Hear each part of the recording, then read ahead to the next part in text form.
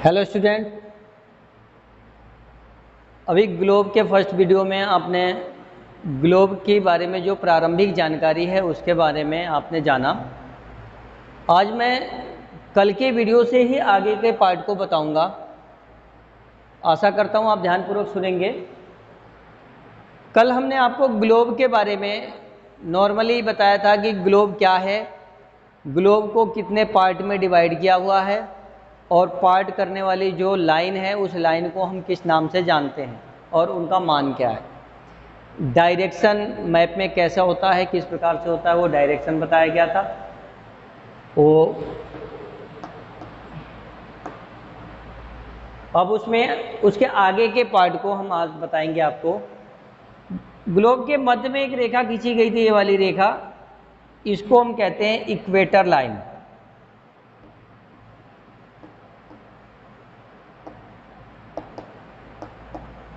Equator line अर्थात भूमध्य रेखा।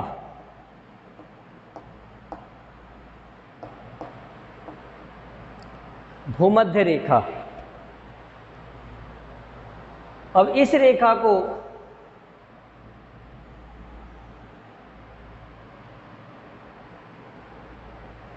इसका मान आपको कल बताया गया था 0 डिग्री।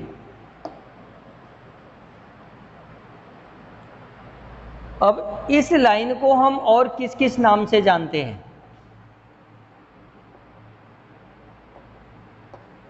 मध्य अक्षांश,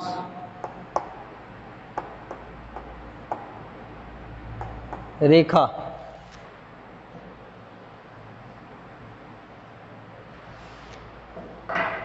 मध्य अक्षांश रेखा।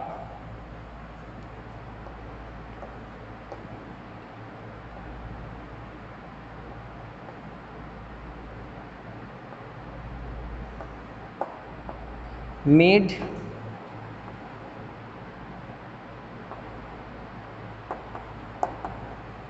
लैटिट्यूडनल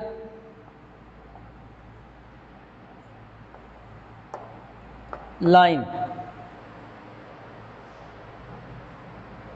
इसके अलावा इसे और हम किस नाम से जानते हैं? विषुवत रेखा।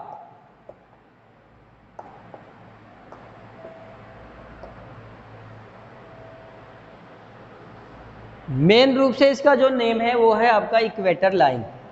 जो आपका ज्योग्राफिकल जो नेम है वो मुख्य रूप से है इक्वेटर लाइन, जिसको हम कहते हैं भूमध्य रेखा, विषुवत रेखा या मध्य अक्षांश रेखा। इसके जस्ट ऊपर एक लाइन और है,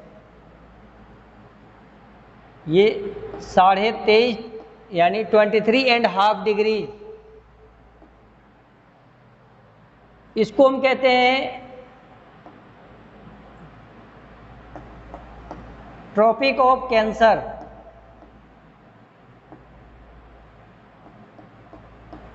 ट्रॉपिक ऑफ कैंसर अर्थात कर्क रेखा।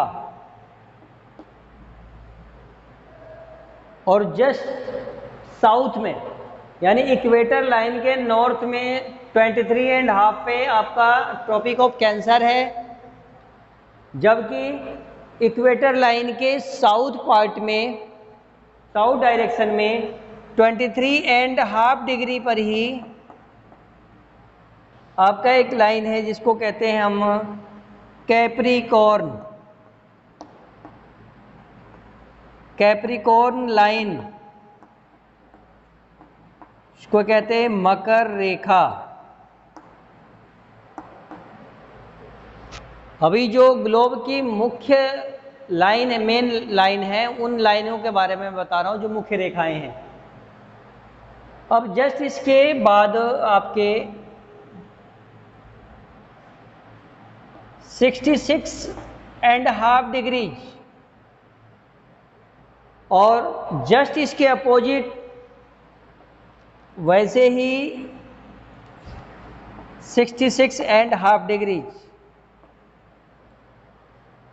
इसको हम कहते हैं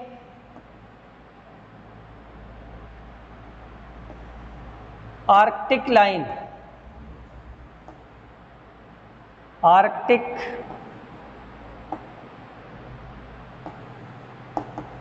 लाइन अर्थात आर्कटिक रेखा, और साथ में जोड़ते हैं इसके उत्तरी आर्कटिक रेखा, क्योंकि दोनों के नेम सेम हैं। इसको हम कहते हैं साउथ नॉर्थ आर्कटिक, और इसको कहते हैं साउथ आर्कटिक लाइन, दक्षिणी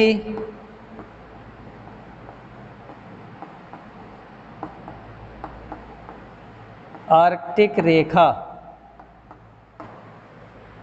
तो इन दोनों के नाम आप जान गए होंगे। जस्ट इसके ऊपर ये जो आपका ग्लोब इसमें है,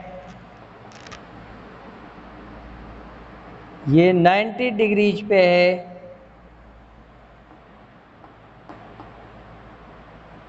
इसको हम कहते हैं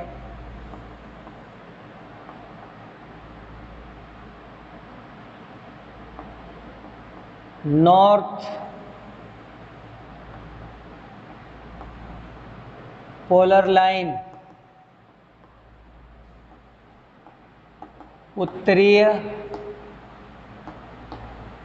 ध्रुवीय रेखा, और इसको हम कहते हैं साउथ पोलर लाइन,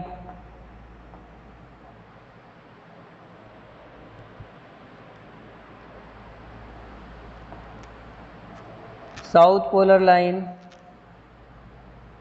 अर्थात दक्षिणीय ध्रुवीय रेखा।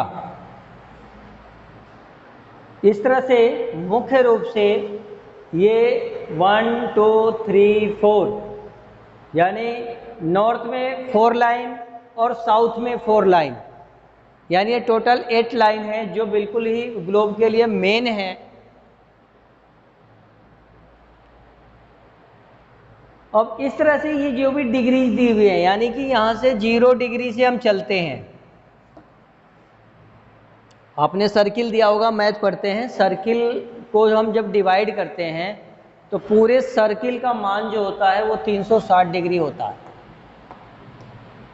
तो ये भी एक सर्किल है, और सर्किल होने के कारण जो इसका भी पूरा मान होगा वो आपका 360 डिग्रीज होगा। तो इस तरह से जब हम इसके गोलाकार जो उसकी परिधि देखेंगे, जो उसका हम क्षेत्रफल देखेंगे, तो उस हिसाब से उसका पूरा मान जो होता है 360 डिग्री होता है। अब वो 360 डिग्री होता कैसे है? अब उसके लिए अब जब चलेंगे यहाँ से हम, तो सबसे पहले हम अक्षांश रेखाओं के बारे में देखेंगे। उसके बारे में हम इसको नेक्स्ट वीडियो में बताऊंगा मैं।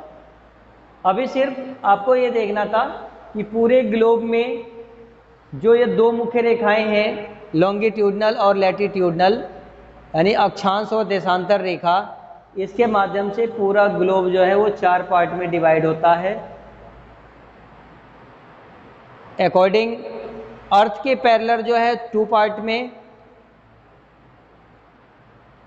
और एक तरह से आकाश और धरती दोनों के पैरेलल जो लाइन होती है उसके आधार पे भी 2 पार्ट में ये अर्थ को डिवाइड किया जाता है। तो इस तरह से ये पूरे पार्ट आपके सामने हैं, और इन सबको, इस लाइन को आप लर्न करेंगे। इनके जो मान हैं, जो इनके जो मेजरमेंट है उसके बारे में, जो इसकी डिग्रीज है उस भी आपको लिखे गए, उसको भी आपको याद रखना है। यानी 0 डिग्री के बाद से लेकर 90 डिग्री तक, 0 डिग्री से 90 डिग्री, और इधर 0 डिग्री से 90 डिग्री, यानी कि लैटिट्यूडनल लाइन जो होगी वो 19 लाइन इधर है और 19 लाइन इधर है, यानी टोटल हो गए 180। और उस 180 के बाद से एक लाइन यहाँ पे बीच में है 0, ये भी तो एक लाइन है, मान भले इसका 0 है लेकिन है तो लाइन, तो इसका पूरा जो लैटिट्यूडनल लाइन हो गया वो 180 + 1 = 181।